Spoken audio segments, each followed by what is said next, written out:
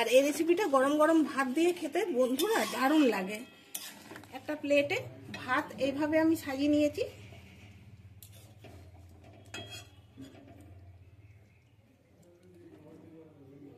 এখানেই আমি দিয়ে দিচ্ছি।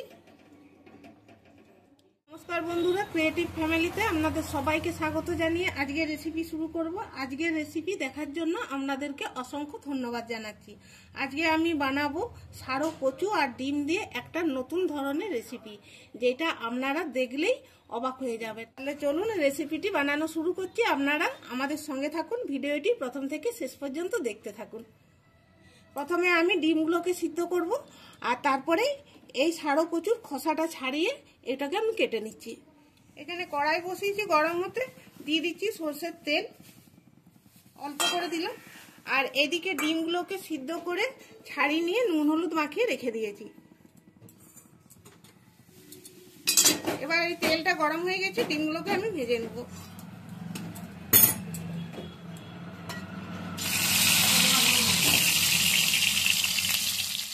ডিমগুলো ভাজা হয়ে গেছে, নামিয়ে নিচ্ছি।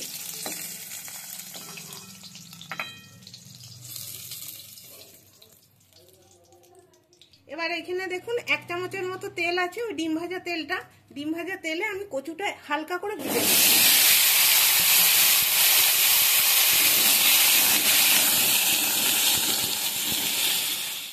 কচুগুলো ভেজে নিয়েছি, এবার আমি এগুলোকে নামিয়ে নিচ্ছি। কচুগুলো এইরকম একটু ভেজে নিলে কি হয়, কচুটা এমনিতে একটু ল্যালপেলা থাকে, তো ল্যালপেলাটা কম থাকে। এভাবে যদি ভেজে নিয়ে রান্নাটা করা যায়। এবার ওই কড়াইয়ে দিয়ে দিচ্ছি পরিমাণ মতো সরষের তেল, দিচ্ছি তেজপাতা, শুকনো লঙ্কা, গোটা জিরে। এবার শুকনো লঙ্কা, তেজপাতা, গোটা জিরেটা ভাজা হয়ে গেছে, দিচ্ছি একটু পেঁয়াজ কুচানো। পেঁয়াজ কুচানোগুলোকে ভেজে নিচ্ছি একটু। পেঁয়াজটা ভাজা হয়ে গেছে, এবার দিচ্ছি একটা টমেটো। এখানে আমি আদা, রসুন আর পেঁয়াজ বেটে রেখেছি, এটা দিয়ে দিচ্ছি। এবার মশলাটাকে আমি ভালো করে কষিয়ে নিচ্ছি। এবার এখানে নিয়েছি হলুদের গুঁড়ো, জিরের গুঁড়ো, ঝাল লাল লঙ্কার গুঁড়ো আর ধনের গুঁড়ো, এগুলো দিয়ে দিচ্ছি। এগুলো দেওয়ার পর একটু ভেজে নিচ্ছি।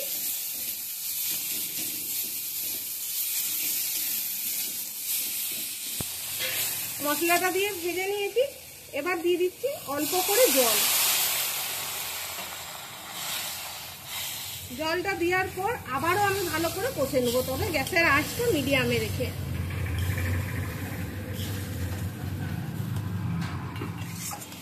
মশলাটা ভালো করে কষানো হয়ে গেছে, এবার আমি ভেজে রাখা সারো কচুগুলো মশলার মধ্যে দিয়ে দিলাম।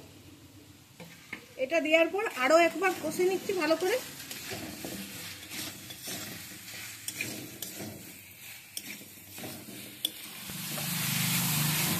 কচুগুলো দেওয়ার পরও ভালো করে কষিয়ে নিয়েছি।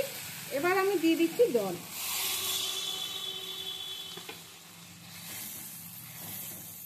আর একটু জল লাগবে। এবার জলটা দিয়ে খুব ভালো করে সবকিছু মিশিয়ে নিচ্ছি। আর বন্ধুরা, আশা করব আজকের এই রেসিপিটি আপনাদের ভালো লাগবে। ভালো লাগলে একটা লাইক করে চ্যানেলটিকে সাবস্ক্রাইব করে দিবেন, এরকম নিত্য নতুন রেসিপি পেতে, যা সবার আগে আপনাদের কাছে পৌঁছে যাবে। এবার দিয়ে দিচ্ছি আমি স্বাদ মতো নুন।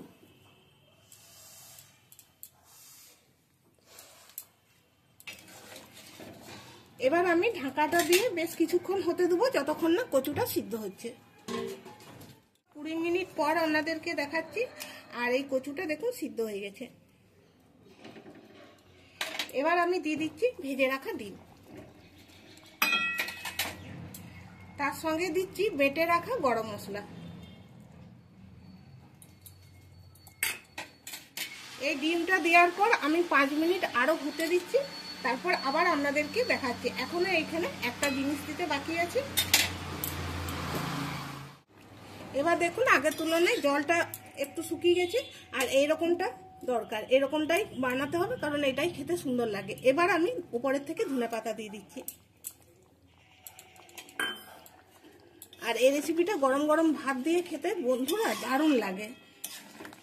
একবার এইভাবে আপনারা বানিয়ে দেখতে পারেন আর কমেন্টে আমাকে জানাবেন যে খেতে এটা কেমন লেগেছে। এবার আমি নামিয়ে নিচ্ছি। এখানে দেখুন আমি একটা প্লেটে ভাত এইভাবে আমি সাজিয়ে নিয়েছি।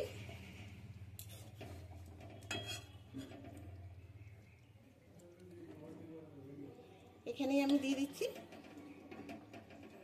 এটা শুধু দেখতে সুন্দর লাগার জন্য আমি এরকম ভাবে করলাম।